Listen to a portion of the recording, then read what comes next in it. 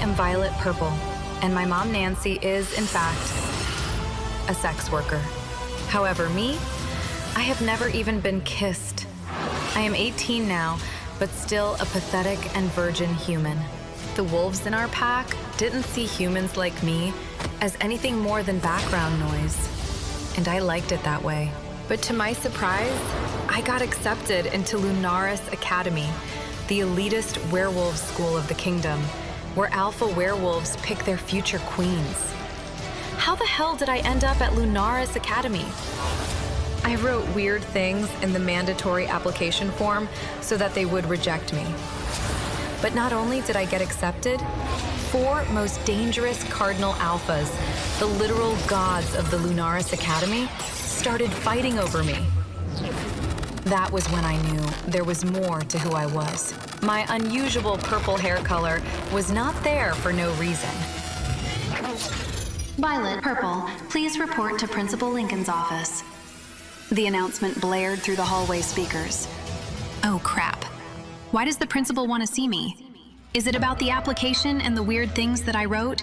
Violet recalled the exact words she had written under the special skills section of the application form. 1, giving amazing services.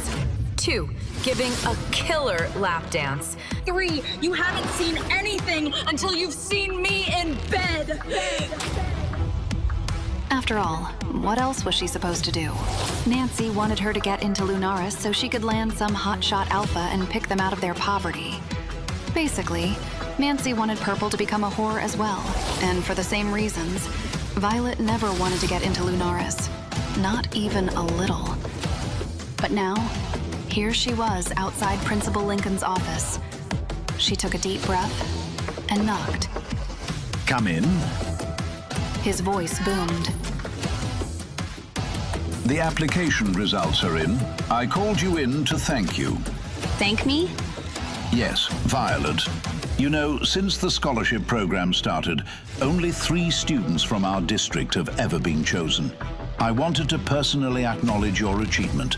Achievement? A creepy feeling started to crawl up Violet's spine. No way. She refused to even consider it. Headmaster Lincoln, totally oblivious to her growing panic, pulled out an envelope.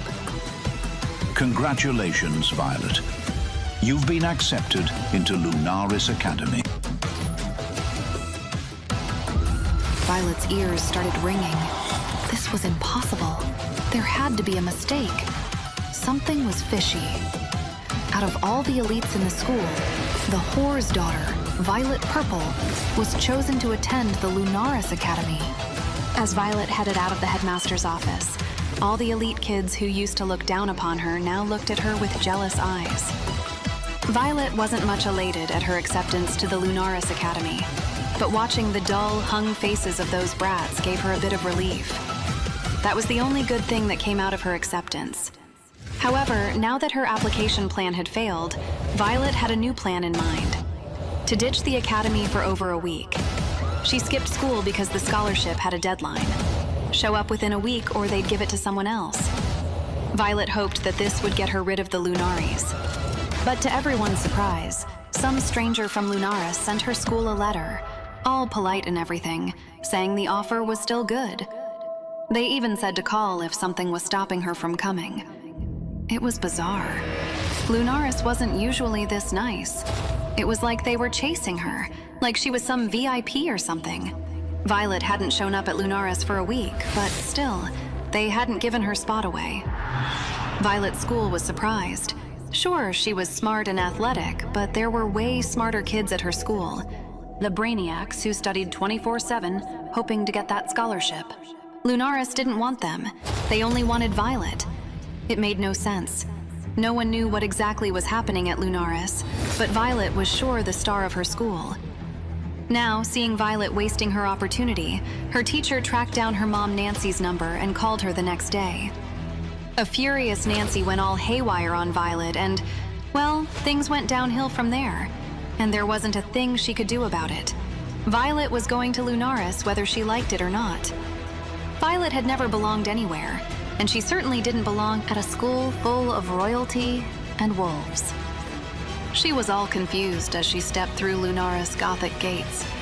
but before she could take another step, a guy with bright green hair came barreling towards her, laughing like he was being chased by a pack of wild dogs. Violet didn't have time to react before he slammed into her hard. Whoa. Before she knew what was happening, his arms were around her waist, steadying her. Well, hello there. Look what fate just delivered. His warm breath tickled her neck, and Violet shivered, realizing how much trouble this guy could be. She pulled away and looked up. As much as I'd love to get to know you, my purple princess, but there's a monster about to kill me. Okay, so he's a flirt, but murder? Violet's blood ran cold.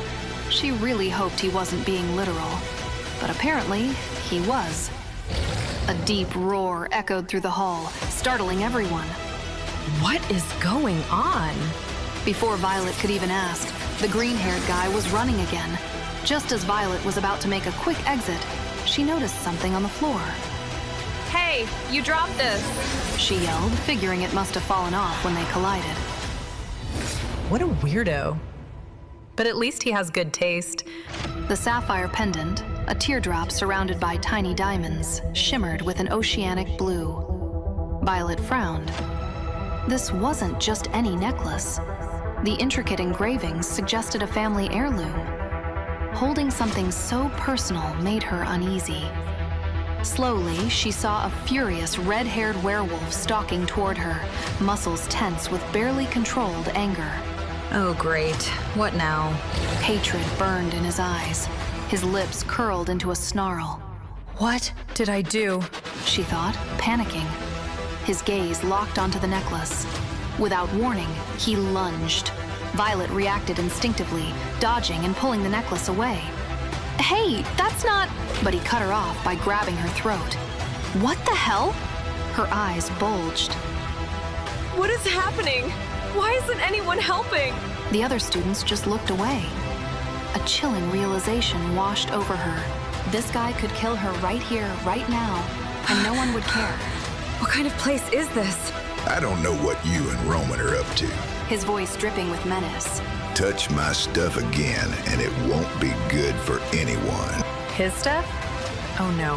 Violet realized he was the necklace's owner, the green-haired guy. Must have stolen it. That explained why he was running. And now, thanks to him, she was about to be murdered. Panic blinded her until just as suddenly, he set her down almost gently. To Violet's surprise, his eyes softened for a second, like he hadn't meant to hurt her. Listen, Purple Girl, don't get caught up in Roman's games. He warned before stalking off with the necklace. Breathless and trembling, Violet had no idea what was going on. She just stood there, humiliated and terrified. Before she could move, a shadow fell over her.